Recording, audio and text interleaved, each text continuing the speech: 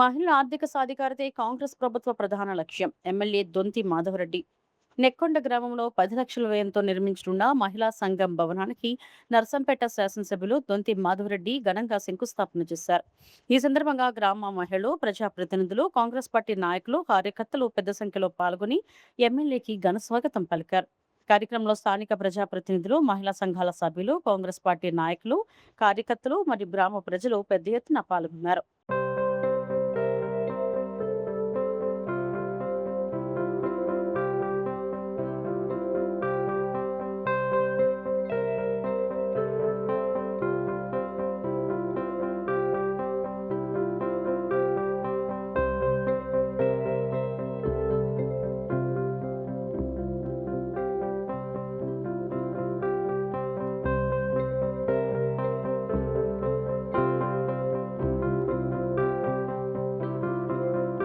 మరిన్ని అప్డేట్స్ కోసం మా ఛానల్ని సబ్స్క్రైబ్ చేయండి.